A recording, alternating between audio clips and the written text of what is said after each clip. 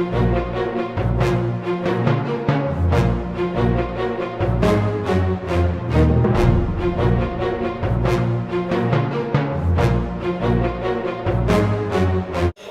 everyone, welcome to the JCast Network. I'm your host, Aaron Herman. We're here at the Shaare Zedek Medical Center Gala in New York City. This unique hospital in Israel blends technology and Jewish values. Let's take a closer look. Your hospital is truly unique and helping really anybody with any ailment, but still having the essence of Judaism. And on top of that, using technology like never before. Tell us a little bit about how you do it. Well, Shaare Zedek today is one of the larger hospitals in the state of Israel, definitely in Jerusalem. It's the only major medical center located in the center of the city of Jerusalem. And it's true that for 110 years, I think we serve as living proof that high-tech medicine does not have to go hand in hand with estrangement for patients and with technical care of patients. Actually, our banner is that we try to preserve the humane, personalized care together with utilizing the latest technology of medicine. What helps us is tradition, picking our heads of departments and senior nurses in a way that emphasizes Menschlichkeit, personality, no less than professionalism. And I believe that tradition and this approach of picking our personnel is the secret. And with technology comes a lot of opportunities. Tell us a little bit how you're using technology in your hospital. Well, it really runs from diagnostic imaging, where we only recently introduced 2 state-of-the-art MRI machines, of course the latest generation CAT scanner, ultrasound and so on. And it goes on to forefront research. Shaare Zedek is one of few hospitals in Israel, and actually the most advanced in that, for instance, utilizing PGD technique, which stands for pre-implantation genetic diagnosis.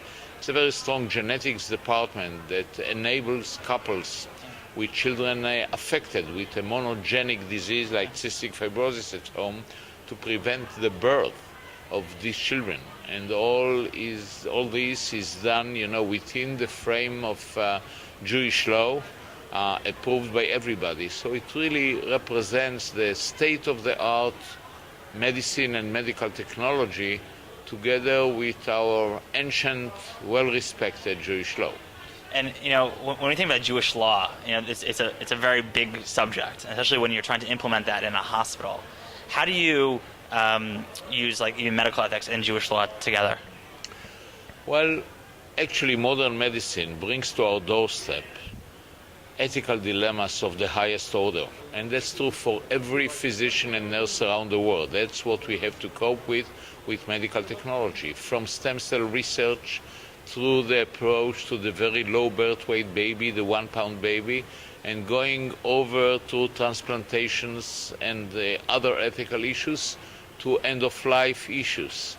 Now, when you do the proper research, and I'm talking about medical halachic research, our ancient Jewish law, after the proper research, has answers to all these problems. We have a special institute, the Schlesinger Institute, named after one of my predecessors in running the hospital, Professor Falk Schlesinger of blessed memory.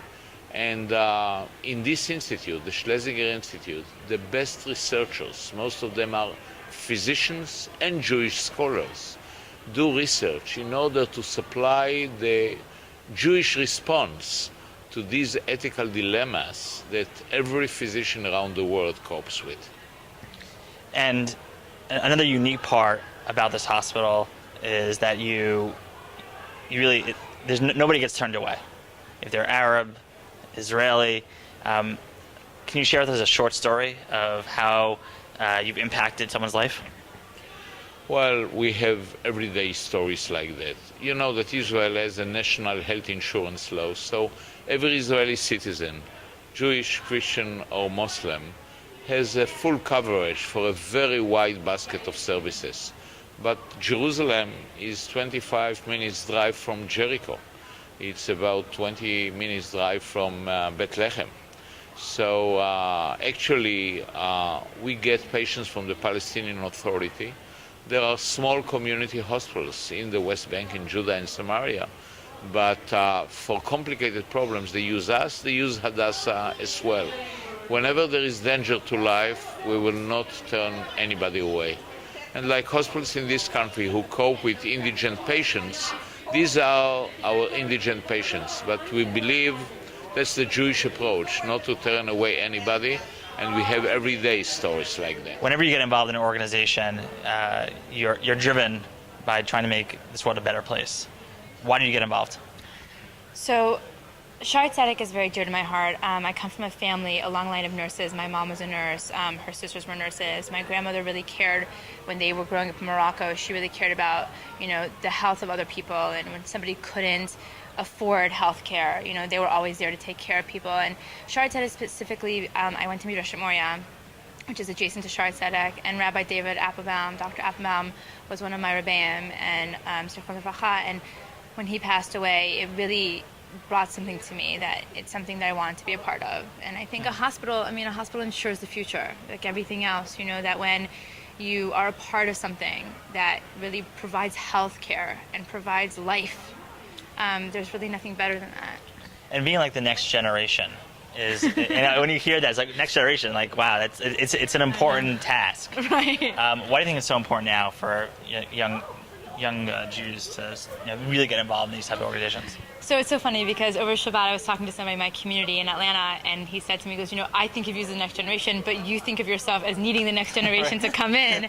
I was very fortunate when I moved to New York in 2002 that I made a great group of friends, and we all as a collective became the next young leaders.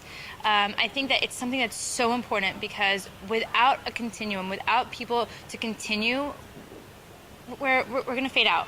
And fade out not to the extent that we're going to no longer be in existence, because that would never happen because we've fought every battle, but the importance of Judaism and the importance of what it means and the fact that it's not just a religion but a way of life, and that you need people who really are going to stand up for it. And I think to be the next generation and to be the next generation of leadership, more important, really gives a sense of pride to who you are and a sense of pride to your religion and to your community and to your friendship, and you lead by example. And I'm fortunate to be surrounded by that and to be a part of that as well. And I wouldn't be able to do it without my friends. And we always joke when I used to live in New York, New York is the most expensive city, not because like a cab costs $15 to go 3 blocks, but because all of your friends are a part of something. So if you want them to go to your event, they come, you go to their event, they come to your event, I scratch your back, you scratch mine.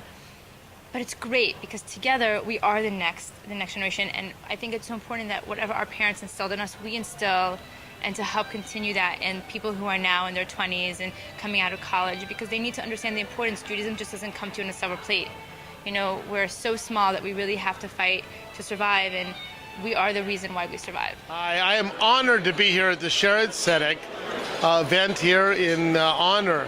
One of the great honorees, Elisa Eitel. I call her H, so you all can call her H as well.